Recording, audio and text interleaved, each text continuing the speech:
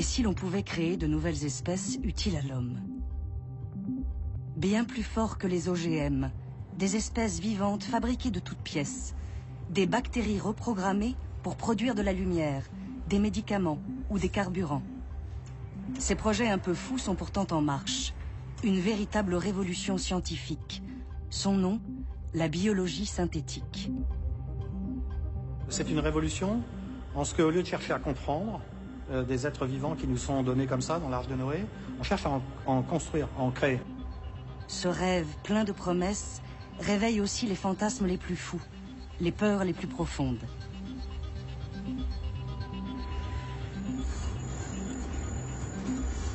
Cette nouvelle révolution industrielle utilise les formes de vie. Elle les traite comme des usines à fabriquer des nouveaux matériaux. Et cela va changer considérablement la société. Ça aura un impact majeur sur l'environnement.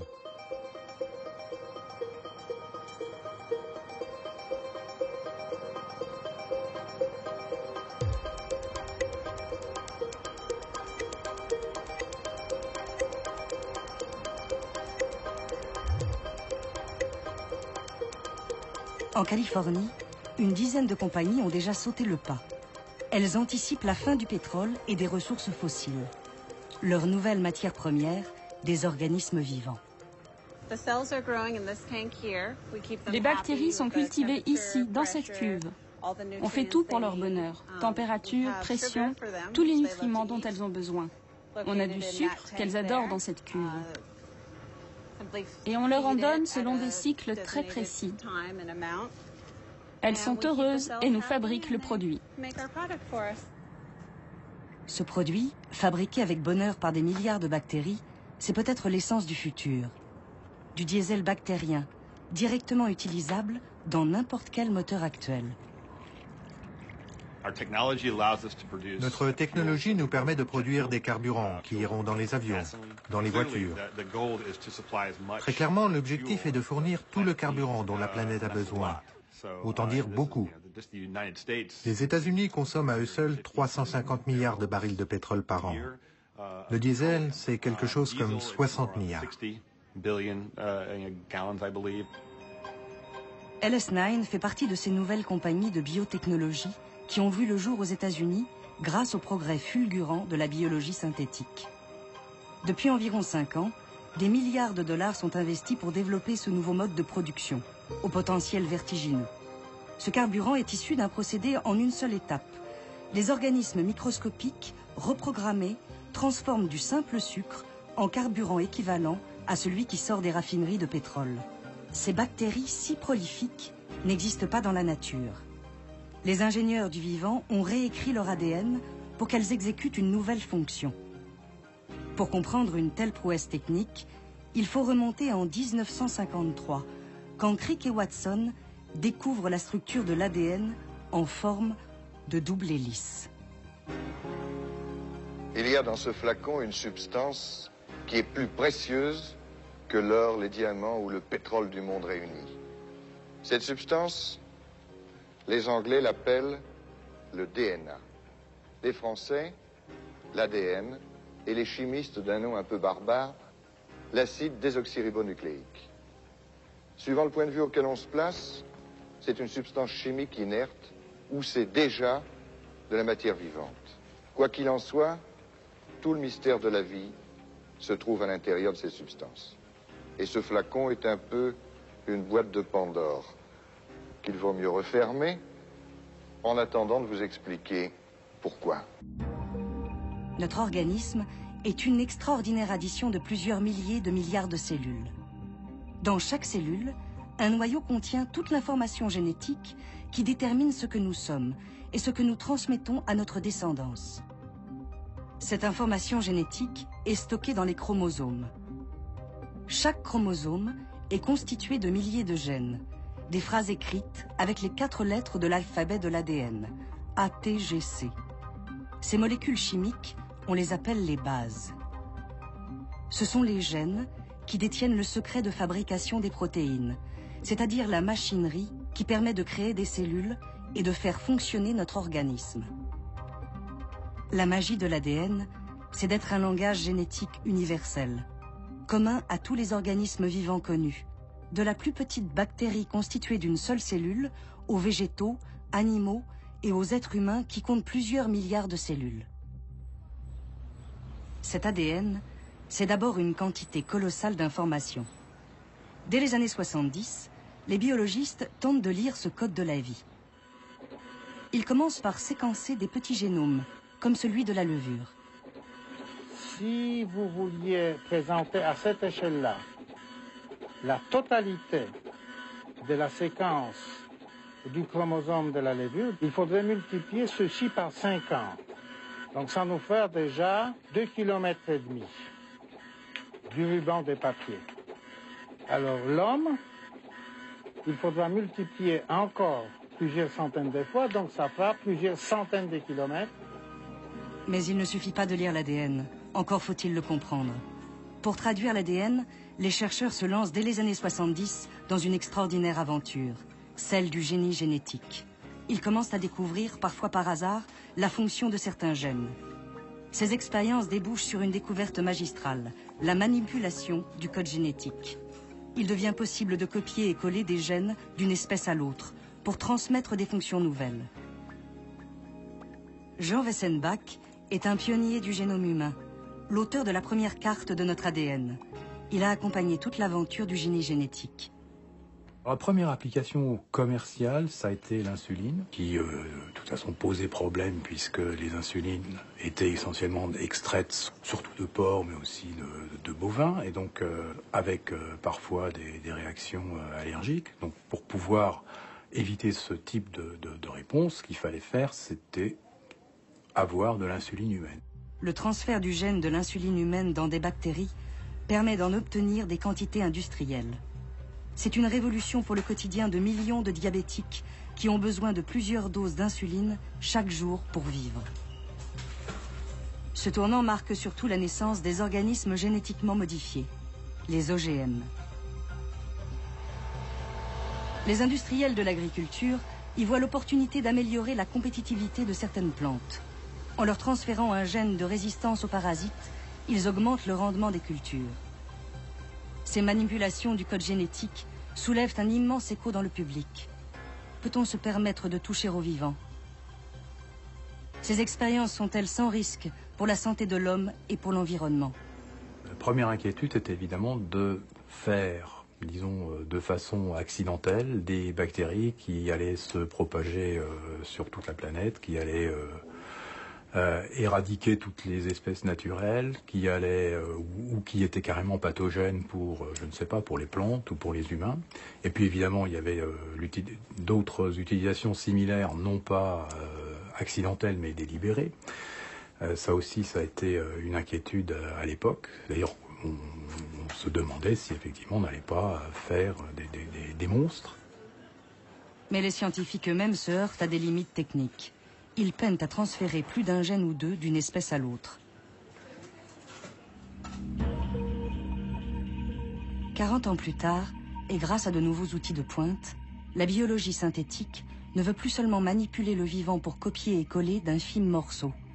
Elle ambitionne, démesurément, de faire des constructions nouvelles de fragments d'ADN, de les assembler comme les pièces d'un Lego pour créer des espèces qui n'existent pas dans la nature. D'accord, donc c'est modulaire dans les modules de prélèvement exactement comme dans les... Vraiment. Philippe Marlière est l'un des précurseurs français de la biologie synthétique. Peut-être aussi l'un des plus visionnaires. On peut dire de la biologie synthétique qu'il s'agit d'une révolution culturelle. C'est une révolution en ce qu'au lieu de chercher à comprendre des êtres vivants qui nous sont donnés comme ça dans l'Arche de Noé, on cherche à en construire, à en créer. À l'origine de cette rupture avec la biologie traditionnelle, l'un des temples de la recherche mondiale, le fameux MIT, Massachusetts Institute of Technology, aux États-Unis. Toujours à la pointe de l'innovation. Des grandes premières technologiques, comme la micro-informatique dans les années 70. Et comme à l'époque, la révolution vient non pas des chercheurs, mais des ingénieurs. Pragmatiques, concrets, bricoleurs, ils sont capables d'inventer, fabriquer des machines vivantes, sans être spécialistes de la biologie. Pensez à une voiture. Imaginez que vous n'en ayez jamais vu de votre vie et que vous vouliez comprendre comment ça marche. L'une des solutions, c'est de la mettre en pièces, d'étudier ces pièces, d'essayer de formuler des théories sur leur fonctionnement, de faire des listes de ces composants. Mais il y a une autre manière de faire les choses. Votre voiture est en pièces détachées. Maintenant, il faut essayer de les remettre ensemble. Qu'est-ce que c'est que ce truc? Est-ce que ça va vraiment dans le moteur? Puis-je le laisser de côté? Et à la fin, vous remettez tout ensemble, vous tournez la clé. Est-ce que la voiture démarre? Construire et apprendre en construisant, c'est une démarche très efficace en matière de découverte scientifique. Et ça n'a jamais été appliqué dans le domaine de la biologie. Drew Handy est considéré comme le plus doué de sa génération, un avant-gardiste, le premier théoricien de la biologie de synthèse. Dès 2005, il crée le premier cours de cette discipline. Ses élèves, des apprentis ingénieurs. Pour passionner les jeunes avec cette nouvelle approche de la biologie, il lance avec des collègues un grand concours de biologie synthétique, iGEM. Les participants d'iGEM doivent présenter au jury des machines biologiques, des machines vivantes. Pour les ingénieurs comme Drew Handy, la nature est une technologie comme une autre, une gigantesque caisse à outils de fonctions miraculeuses, comme la capacité qu'ont les plantes, par exemple, à transformer la lumière du soleil en énergie. Je suis un ingénieur. J'aime la biologie car elle fait partie de ce que nous sommes. Mais c'est aussi un outil de fabrication très puissant. Une feuille, pensez juste à une feuille d'une plante. C'est un panneau solaire auto-assemblé qui se recycle tout seul. C'est extraordinaire en fait et ça fonctionne vraiment.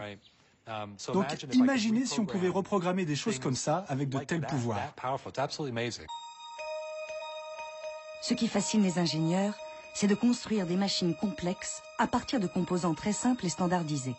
Comme les ordinateurs, véritable addition de processeurs, de mémoire, de nombreuses pièces détachées. Appliqué à la biologie, et grâce à une connaissance très approfondie des espèces vivantes, le défi est d'isoler sur l'ADN des fragments, des gènes, aux fonctions bien précises pour en faire des pièces standards et interchangeables. Comme les briques d'un jeu de Lego. Une brique de Lego, c'est justement le trophée remis au vainqueur du concours iGEM. Dans ce concours, les Legos sont des gènes à assembler et recombiner en une construction plus complexe. Une véritable machine biologique. Ces Legos d'ADN ont été baptisés biobriques. Ce sont des fragments d'ADN écrits avec les 4 lettres du code génétique, ATGC. Ils ont tous une fonction bien précise. Par exemple, la luciole est dotée de plusieurs gènes qui la font briller dans l'obscurité. Pour copier ces gènes utiles, les techniciens recourent à un synthétiseur d'ADN. Exactement comme une imprimante à jet d'encre. Ils puisent dans 4 cartouches les bases de l'ADN. Au lieu de couleurs, la machine extrait les bases chimiques A, T, G, C. Pour recréer un morceau d'ADN devenu entièrement synthétique, c'est-à-dire fabriqué par la main de l'homme. Au MIT, toutes les biobriques créées par les étudiants du concours iGEM sont répertoriées en ligne. Elles s'accumulent d'année en année. Une sorte de catalogue de vente par correspondance, à la seule disposition des nouvelles équipes du concours. Ces précieuses briques sont conservées dans un simple frigo. Randy Redberg est le maître des lieux. C'est l'un des fondateurs du concours iGEM. Après une longue carrière dans l'informatique, il voit en la biologie synthétique la nouvelle frontière des ingénieurs. Il est à l'origine avec Tom Knight du concept même des biobriques. Nous avons 5000 biobriques dans ce frigo qui ont été créées par les précédentes équipes d'iGEM. Quand les étudiants les reçoivent, ils peuvent mettre de l'eau pour réhydrater l'ADN, l'aspirer dans une pipette, l'introduire dans une cellule et la faire se multiplier pour qu'elle fasse à peu près tout ce qu'ils veulent. Quand ils reçoivent ces briques, les étudiants sont très excités parce que pour la première fois, ils disposent d'un millier de vrais morceaux d'ADN avec lesquels ils peuvent construire tout ce qu'ils veulent. Et ça, c'est quelque chose que leurs professeurs n'ont jamais pu faire de toute leur carrière. Cambridge, en Angleterre, l'une des plus prestigieuses universités mondiales, ne manquerait pour rien au monde le concours. Chaque année, le top départ est donné en juillet. L'excitation est à son comble chez les apprentis ingénieurs. Comme 130 équipes concurrentes, celle de Cambridge doit imaginer une machine biologique construite à partir des biobriques du MIT. Mais il ne suffit pas de programmer un nouvel ADN.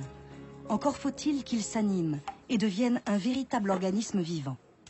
Pour y parvenir, les étudiants doivent insérer leur programme dans un châssis. Le châssis idéal, c'est une bactérie, Escherichia coli, dite E. coli. Elle est sortie de l'anonymat en 2011. Certaines souches extrêmement virulentes ont été à l'origine d'intoxications alimentaires, parfois mortelles. Mais en temps normal, c'est une star des biologistes, utilisée par tous les chercheurs car son génome est très bien connu.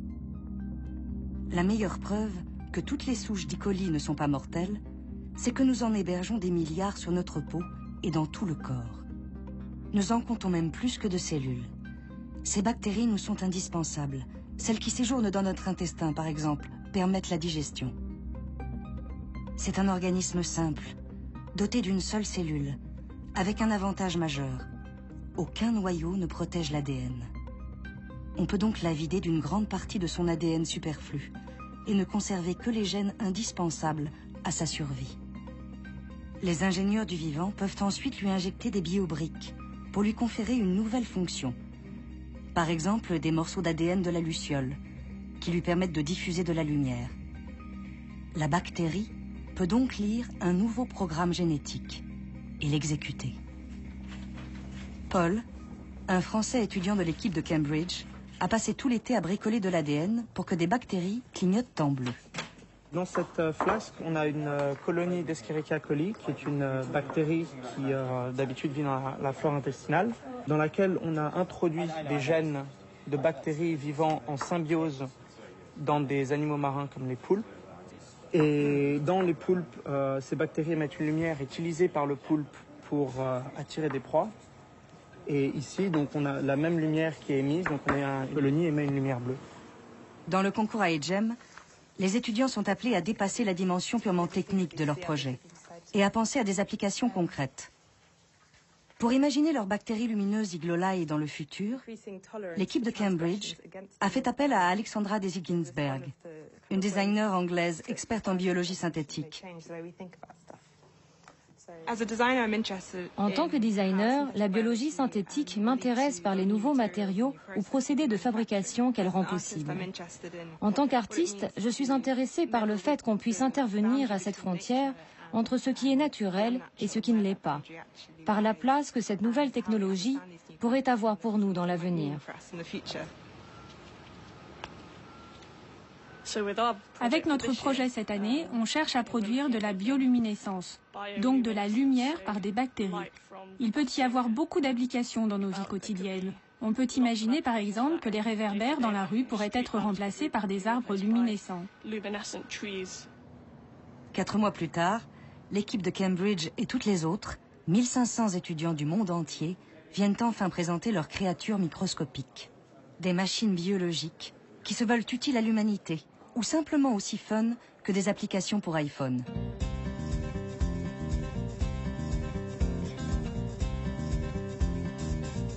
On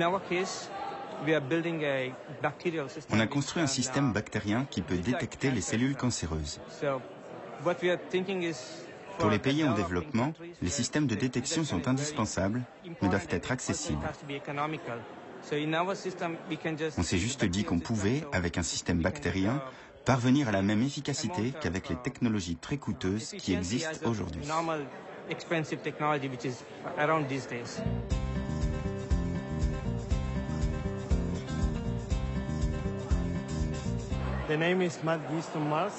Le nom de notre projet, c'est les levures folles de Mars. Et elles sont folles parce qu'elles ont le même système pryonique que les vaches folles. Et notre but, c'est d'assombrir la couleur de Mars pour la rendre habitable par les humains. Ces jeunes Espagnols reprennent un thème classique de la science-fiction, le terraforming, ou le fantasme de transformer l'environnement d'une planète pour la rendre vivable. Mais qu'il soit un peu fantaisiste comme celui-là, ou utile, comme la détection du cancer, ces projets n'ont pas vocation à être commercialisés. L'objectif, c'est de démontrer que la biologie du XXIe siècle est accessible à de très jeunes étudiants. Qu'ils peuvent accomplir quelque chose d'efficace en 4 mois seulement.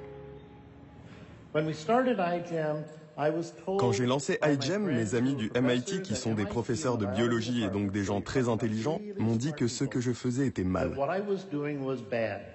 Que je me moquais des étudiants en leur faisant croire qu'ils pourraient accomplir quelque chose en un été. J'aimerais faire un petit sondage. Selon votre expérience d'iGEM, est-ce que la biologie est trop complexe pour des étudiants non diplômés? Non. Ok. Je crois qu'on a répondu à la question. En 6 années d'existence, le concours iGEM a vu défiler des projets de plus en plus sophistiqués. Des Suisses qui s'attaquent aux moustiques pour les empêcher de disperser le paludisme, à l'équipe de Pékin, avec son kit biologique de décontamination de l'eau polluée aux métaux lourds, ou encore l'équipe de Cambridge en Angleterre, et ses bactéries lumineuses, supposées illuminer le monde. Nous sommes l'équipe iGEM de Cambridge et voici Iglolai. La lumière a fasciné les gens pendant des milliers d'années. Pourtant, la biologie synthétique ne s'est pas vraiment intéressée à sa production. Et jusqu'ici, aucune biobrique du registre ne permettait une production autonome de lumière.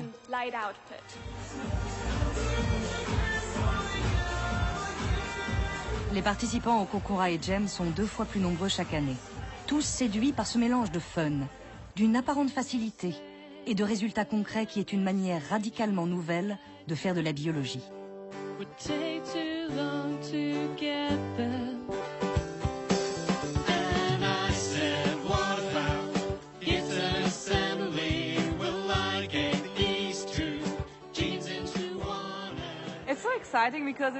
C'est vraiment excitant, car pour moi, la biologie, c'était juste observer des processus, regarder des trucs.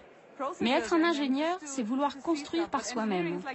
La biologie se construit toute seule et pourtant, je peux agir sur ce processus. C'est incroyable. Cette frontière est vraiment fascinante.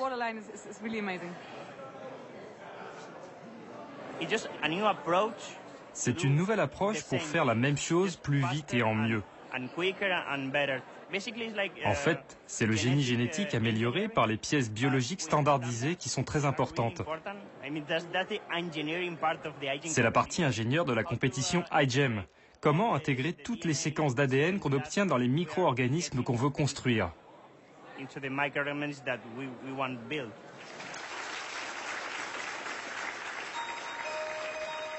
Cette future génération illustre une rupture majeure avec la biologie traditionnelle. Les ingénieurs veulent utiliser le vivant, non plus seulement pour le comprendre ou le modifier, mais pour en fabriquer un de toutes pièces, plus utile. Si cette révolution est aujourd'hui possible, c'est grâce à un immense bond technologique. Quand vous êtes en laboratoire, à peu près tout doit être fait manuellement. En tant qu'ingénieur, je trouve ça pénible. Tout est assez basique et ennuyeux. Pas ennuyeux, mais fastidieux. Ce sont les ordinateurs qui devraient faire ce travail. Et ça, c'est ce que j'ai vraiment envie de changer. Chaque chose que je vois dans le labo, je me dis, ça devrait être automatisé, ça devrait être automatisé. On peut faire ça plus vite. L'automatisation, c'est justement ce qui permet à la biologie de changer d'échelle. En 10 ans, les techniques ont doublé en performance chaque année, à des coûts de plus en plus faibles. L'illustration la plus spectaculaire, c'est le séquençage des quelques 20 000 gènes du génome humain, soit 6 milliards de bases ATGC, les 4 lettres élémentaires de l'alphabet génétique. Pour y parvenir, il aura fallu 13 ans et 2,5 milliards d'euros. Jean Wessenbach a participé à cette grande aventure. Il a été le témoin de l'explosion des techniques qui permettent 10 ans plus tard de séquencer un génome entier en quelques semaines pour quelques milliers d'euros. Est-ce que l'automatisation a été un élément déterminant? Bien sûr, elle l'a été parce que on est obligé de faire des expériences à très grande échelle, tout simplement parce qu'on n'est pas sûr du résultat qu'on va obtenir. Donc on va faire on va tester tout un tas de petites variations qu'on a introduites jusqu'à trouver celle qui est optimale. L'automatisation, c'est aussi ce qui permet de fabriquer à la commande les fameuses biobriques du MIT. La possibilité de copier des fragments génétiques de manière quasi industrielle. Après la chimie de synthèse, c'est l'avènement de la biologie de synthèse. La société Gene Hart en Allemagne est l'un de ces nouveaux industriels de la biologie. Dans ces locaux high-tech, 8 millions de bases synthétiques sont produites par mois. En fonction de la commande, un ordinateur dirige l'assemblage des bases A, T, G et C pour créer de toutes pièces un ADN artificiel.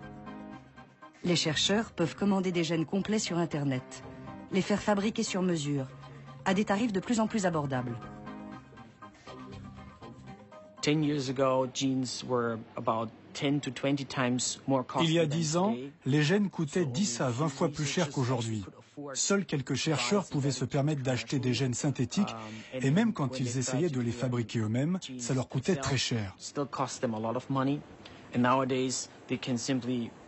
Aujourd'hui, ils peuvent tout simplement les commander en ligne à un prix plus qu'acceptable, entre 500 et 1000 euros, au lieu de 20 ou 50 000 euros. Il y a 10 ans, ça prenait aux compagnies et aux chercheurs plusieurs mois pour fabriquer un gène. Aujourd'hui, on peut le faire en 5 jours.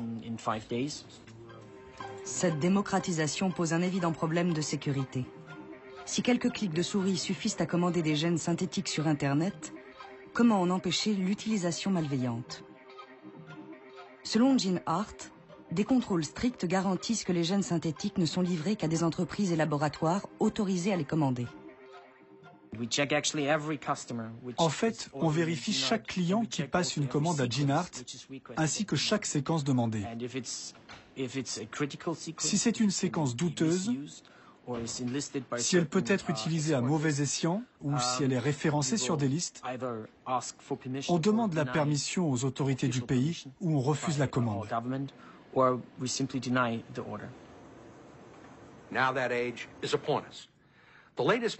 Gene Hart travaille avec les plus grands laboratoires de recherche mondiaux. Ils ont par exemple fourni toutes les biobriques qui ont permis de créer le premier génome synthétique complet de l'histoire. Cette prouesse technique est l'œuvre de Craig Venter, un scientifique réputé dans le monde des biotechnologies pour un ego, une audace et des moyens financiers considérables. Venter a mis 15 ans pour créer ce génome entier. Avec l'aide de puissantes machines, son équipe a pu assembler l'ADN complet d'une bactérie, avant de l'introduire dans un châssis, une autre bactérie vidée de son propre ADN. Ce nouvel organisme s'est animé et reproduit. C'est la première fois qu'un organisme vivant se développe avec un ADN entièrement conçu par la main de l'homme.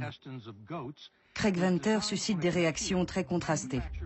Ses performances techniques impressionnent, mais son ambition assumée de créer la vie agace et inquiète. Parmi ses détracteurs, l'ETC Group, un comité de vigilance canadien qui analyse les conséquences des nouvelles technologies. C'est surtout un lanceur d'alerte. L'un de ses porte-paroles, Jim Thomas, un ancien de chez Greenpeace, craint que Venter n'ambitionne de contrôler l'industrie du vivant. On voit des sociétés comme Synthetic Genomics de Craig Venter, qui espère qu'il sera le Microsoft de la biologie synthétique, ou le Microsoft devrait-on dire. Ces gens essaient de verrouiller des positions incontournables et d'acquérir les techniques clés afin de contrôler la discipline tout entière. On a vu ça se produire avec les logiciels, avec les OGM, avec les nanotechnologies. Et maintenant, c'est en train de se produire pour la biologie synthétique. Comme l'informatique, la biologie synthétique veut conquérir le monde. Et d'ailleurs, le destin de ces deux disciplines est aujourd'hui intimement lié. Les progrès de la biologie synthétique dépendent étroitement de ceux de l'informatique, de l'augmentation constante de la puissance de calcul des ordinateurs. Le code génétique et le code informatique ont un point commun: une quantité colossale d'informations qui peuvent être traitées de plus en plus rapidement. L'analogie entre ces deux disciplines va encore plus loin. Dans les années 70, des jeunes fascinés par les débuts de l'informatique se retrouvaient sous le nom du Homebrew Computer Club dans leur garage pour tenter des expériences. C'est là que Steve Jobs, fondateur d'Apple, créa son premier ordinateur. La biologie synthétique exerce la même fascination aujourd'hui. Les jeunes passionnés par cette nouvelle discipline se sont regroupés sous le nom de Do-It-Yourself Biology, la biologie maison en quelque sorte. Surnommés les biohackers, En référence aux pirates informatiques, les hackers, ces étudiants sont souvent présentés comme des apprentis sorciers, bricolant de l'ADN dans leur garage. Ces amateurs sont surtout des passionnés de science et de technologie, de véritables champions de la débrouille. Avec une dizaine d'euros, Mac, Dan et Dakota ont mis au point un bioréacteur, une machine capable de cultiver des algues et d'en extraire du carburant.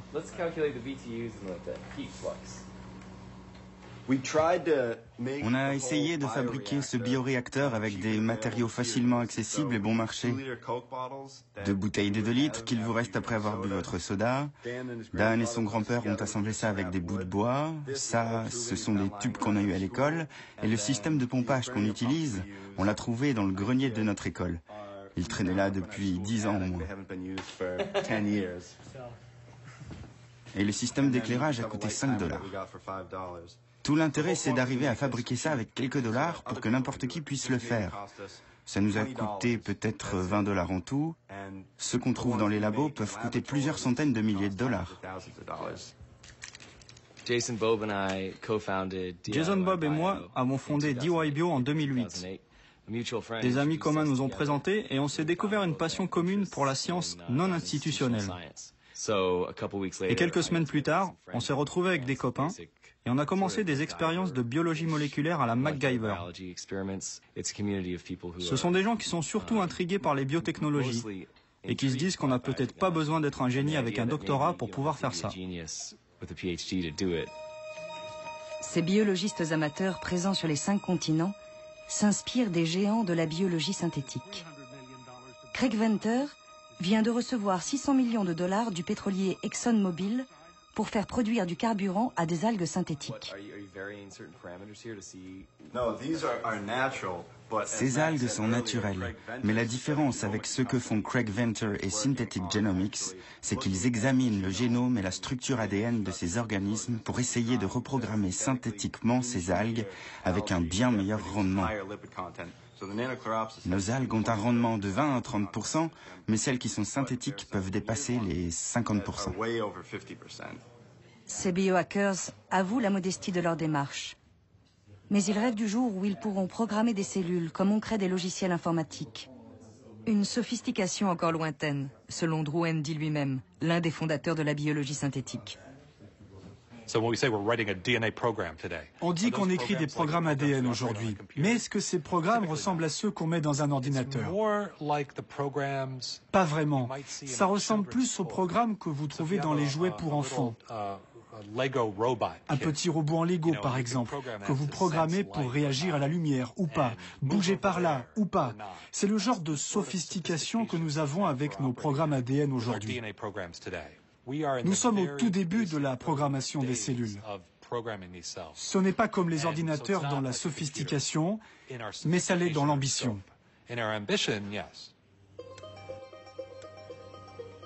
Même si la biologie de synthèse paraît être une technologie naissante, dont l'efficacité reste modeste, des milliards de dollars sont déjà investis pour la rendre opérationnelle à grande échelle. Carburant, médicaments, plastique, tout ce que la chimie de synthèse a produit de façon coûteuse et polluante, la biologie de synthèse se propose de le produire de manière écologique, à partir de matières vivantes. Une sorte de chimie verte qui fait des microbes les nouvelles usines du XXIe siècle. Premier produit sur le point d'arriver sur le marché, c'est un médicament, l'artémisinine de synthèse. Cette molécule thérapeutique est une cause inattaquable. C'est le traitement curatif le plus efficace d'un fléau pour les pays du Sud, le paludisme ou malaria. Chaque année, l'épidémie tue 1 million de personnes, surtout des enfants de moins de 5 ans. L'artémisinine naturelle est extraite de l'armoise, une plante cultivée principalement en Asie et en Afrique de l'Est. Mais elle est de plus en plus rare. Sa production est longue et coûteuse et reste très insuffisante. Jay Kisling, un ingénieur californien, est à l'origine d'une découverte majeure. Il a trouvé le moyen de produire de l'artémisinine de synthèse grâce à des bactéries reprogrammées. Après le laboratoire et la preuve de concept, c'est le géant pharmaceutique français Sanofi Aventis, à l'autre bout de la planète, qui doit industrialiser le procédé. Ce qu'a développé Kissling est quelque chose qui relève d'un procédé de laboratoire. Ils avaient déjà des performances qui étaient intéressantes, mais ensuite, quand il s'agit de passer de l'échelle d'une vingtaine de litres maximum à des fermenteurs qui seront des fermenteurs de l'ordre de 100 à 200 mètres cubes, qui sont des fermenteurs de taille industrielle. Ça, c'est un travail qui n'avait pas ou peu été approché par l'équipe de Kissling et d'Amiris et qu'on a largement développé pour pouvoir être capable d'aller en phase d'industrialisation.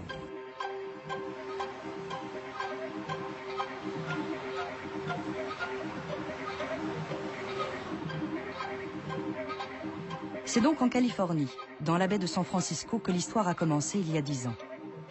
Avant de croiser la route de l'artémisinine, Jay Kissling travaillait sur des levures, des organismes aussi simples que les bactéries. Un modèle comme un autre pour se lancer dans l'aventure de la biologie synthétique.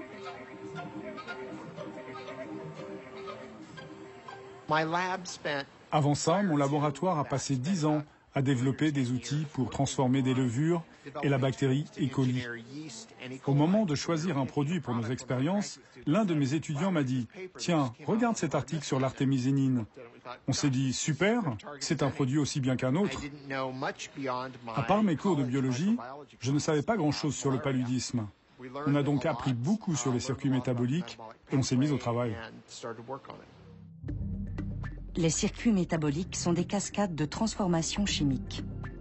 C'est par exemple tout le chemin parcouru entre le principe actif naturel de l'armoise et ce qui deviendra 18 mois plus tard de l'artémisinine, une molécule thérapeutique. Ce circuit, modifié par la biologie synthétique, permet de réduire ce délai d'1 an et de produire beaucoup plus de médicaments. Pour obtenir un microbe capable de produire de l'artémisinine, on a dû prendre le circuit métabolique de l'armoise, la plante originelle, et insérer ce circuit à l'intérieur d'une levure. Cela a permis à la levure de produire l'artémisinine. Pour financer ses recherches, Jay Kissling a reçu 42,5 millions de dollars de la fondation Bill Gates, engagée dans la lutte contre le paludisme. Une partie de ces fonds a servi à créer la société Amiris en 2005. Une compagnie à la mentalité très californienne, qui ne recrute que des salariés mus par une même ambition, avoir un impact positif sur le monde. On s'est dit, waouh, de toutes les choses utiles qu'on peut imaginer faire en utilisant la biologie synthétique, améliorer la disponibilité de ce médicament qui connaissait en 2004 une véritable pénurie, ça permettrait de fournir un traitement à chaque enfant atteint du paludisme. Et franchement, même si j'adore la technologie comme tout le monde ici, ça, c'est la raison pour laquelle on se lève chaque matin. Ce qui a séduit la Fondation Gates, c'était l'idée d'utiliser la biologie synthétique pour répondre au grave manque d'antipaludéens efficaces. D'ici 2013, la moitié de la production mondiale d'artémisinine, assurée jusque-là par des paysans d'Asie et d'Afrique, sera remplacée par les cuves de fermentation de Sanofi Aventis.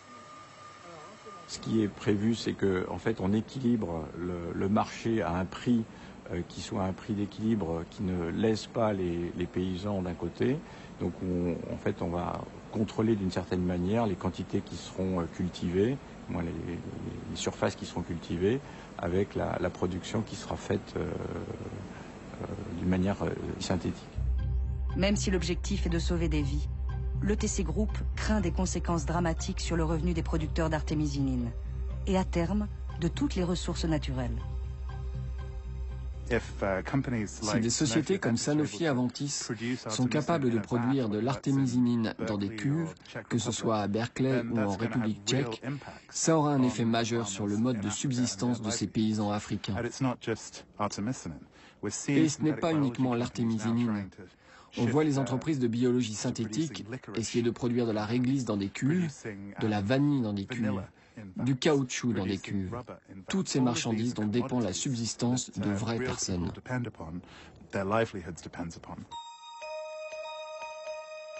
De fait, la biologie de synthèse pourrait remplacer la plupart des produits naturels. Jay Kissling et Amiris en font déjà l'expérience.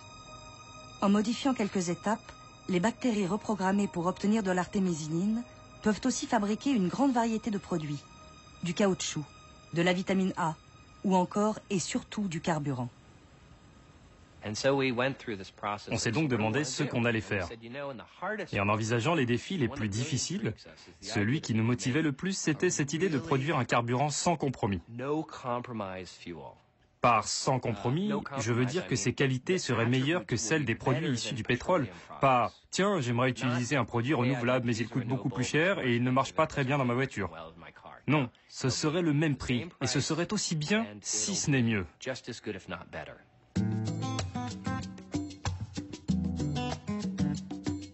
Avec la biologie synthétique, les compagnies pétrolières ont peut-être trouvé la réponse à l'après-pétrole. Leur nouveau pétrole, c'est la biomasse.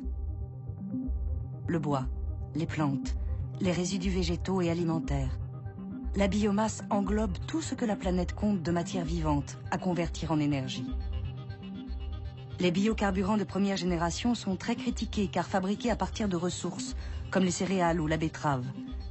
Des ressources alimentaires indispensables aux pays en développement. La biologie synthétique affirme qu'elle va régler ce problème en utilisant une autre biomasse pour nourrir ces bactéries reprogrammées, sans concurrence avec l'alimentation, comme les déchets végétaux. Mais pour les écologistes comme l'ETC Group, cet argument est un leurre. Quelle qu'elle soit, la biomasse n'est pas inépuisable. La surexploiter pourrait s'avérer catastrophique à long terme. Les nouvelles compagnies de biologie synthétique, comme Amyris, aiment à dire qu'ils participent à la nouvelle économie verte, qui va remplacer le pétrole par l'utilisation de la biomasse et des sucres. En réalité, ces compagnies ont des accords avec les compagnies pétrolières, avec Total, avec BP, avec Shell, avec Chevron. Et au bout du compte, ce seront les mêmes grosses compagnies qui contrôleront ces nouvelles ressources. Le problème avec ça, c'est que vous changez les matières premières, et donc vous changez l'économie dans laquelle on vit. Il n'y a tout simplement pas assez de biomasse pour faire ça. Si la biologie synthétique tient ses promesses, c'est toute l'économie mondiale qui devra s'adapter à une nouvelle révolution industrielle. Mais a-t-on suffisamment de recul pour propulser cette technologie naissante dans notre vie quotidienne? L'arbre du vivant, qui a permis l'évolution de toutes les espèces, va connaître une nouvelle branche. Une branche artificielle, faite d'espèces créées par la main de l'homme. Qui peut garantir que ces nouveaux organismes ne vont pas dominer et détruire nos écosystèmes naturels? Pour contrer ces peurs, Randy Redberg, l'une des grandes figures de la biologie synthétique, s'appuie sur son expérience de l'informatique. Il a vu la naissance des premiers ordinateurs dans les années 60 et le fantasme de machines qui allaient devenir des cerveaux géants, remplaçant la main de l'homme. Pour lui, les peurs liées à la biologie synthétique seront aussi infondées. Les ordinateurs se sont améliorés de plus en plus, mais ils ne sont pas devenus plus intelligents. Ils sont devenus meilleurs en musique, en graphisme, dessin, interface, en communication, en réseau. Je pense que c'est un peu la même chose pour la biologie synthétique. Se demander si on crée de la vie ou pas, si c'est une forme d'évolution ou pas, n'est pas le plus important pour décrire la biologie synthétique. Le point fondamental, c'est que nous pouvons construire des systèmes qui peuvent faire des choses importantes. Il faudrait donc considérer les espèces synthétiques comme n'importe quelle autre technologie, à la différence près que les bactéries reprogrammées sont des espèces vivantes qui vont évoluer. Aussi, pour d'autres scientifiques, des précautions s'imposent. Leur solution ? Créer un nouveau code génétique incompatible avec le vivant tel qu'il existe dans la nature. Philippe Marlière et ses collègues ont essayé de changer l'une des 4 lettres de l'ADN.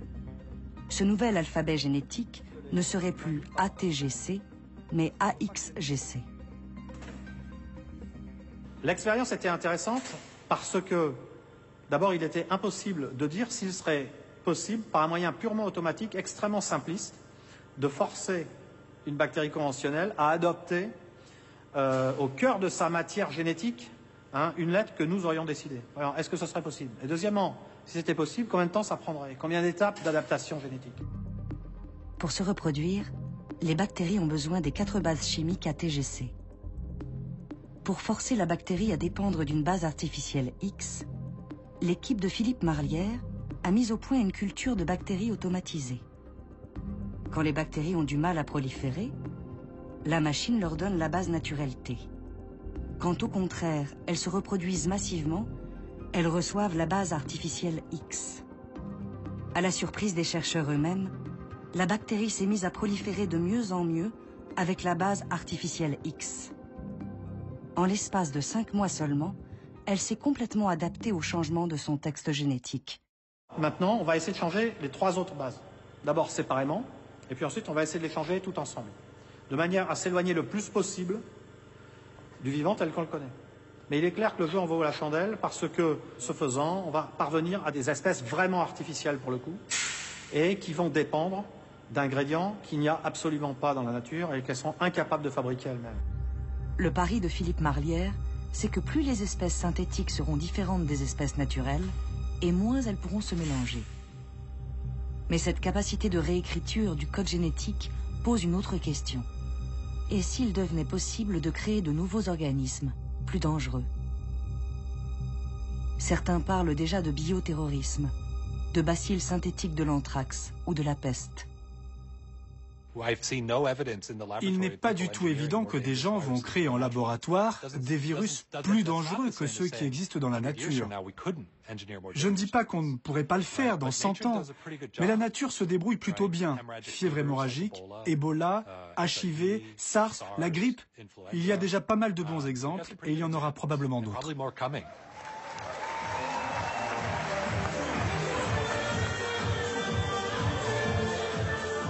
Les jeunes d'iGEM, nos futurs biologistes synthétiques, n'ont pas peur de se projeter dans un futur peuplé de leur création bactérienne.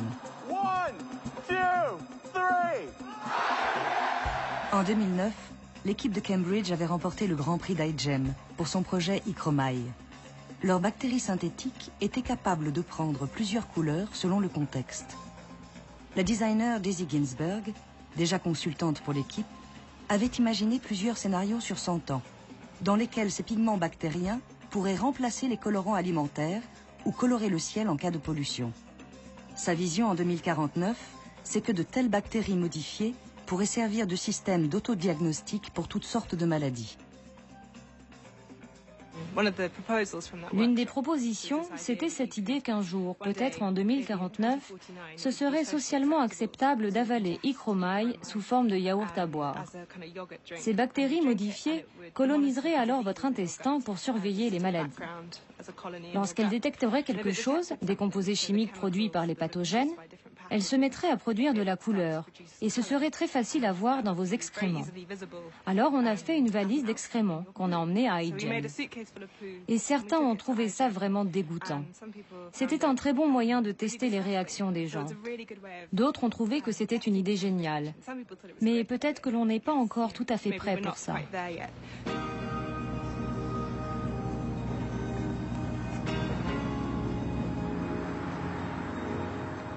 Les fondateurs du concours iGEM, Drew Handy et Randy Redberg, rêvent d'un futur où la biologie synthétique fera partie intégrante de nos vies. Où notre peau ne serait pas seulement un repère de bactéries, mais une fabrique vivante de parfums. Imaginez qu'on puisse reprogrammer les bactéries qui vivent sur notre peau pour générer différentes fragrances. À quoi ressemblerait l'industrie du parfum ?